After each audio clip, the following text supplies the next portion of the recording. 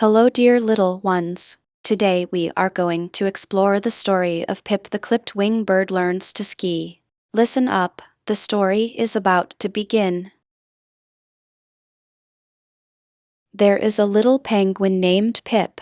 Pip really likes watching his dad go sledding. Dad goes so fast, he looks so cool. Dad, I also want to ski, Pip said. The penguin dad smiled and gave Pip a pair of tiny skis. Here, give it a try.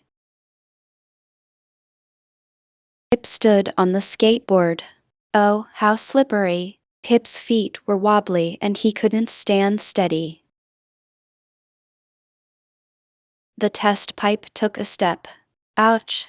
The pipe fell squarely onto the soft snow. The penguin father ran over to help Pip up. It's okay, son, he said gently. Everyone falls at first. Pip tried to stand up again. This time, Pip fell. He stood up once more and fell yet another time. Pip began to feel discouraged. The penguin father said, Pip, look at Daddy. You should bend your knees a little, like when you're squatting. Daddy will show Pip how it's done. Pip looked at his father and followed suit. Pip knelt down. Ah, I'm standing steady now, Dad, Pip exclaimed joyfully.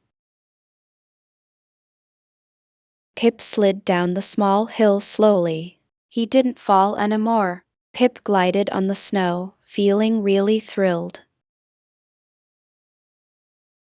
The slide went all the way to where Dad was standing waiting. Dad hugged Pip tightly. Pip is so good. Pip's eyes were beaming with joy. From that day on, Pip would invite Dad to go skiing every day. Hello kids, we've just finished the story Pip the Clipped Wing Bird Learns to Ski. Pip, a little penguin, learns to ski with his father's help. Despite falling many times, Pip practices and eventually glides down the hill happily.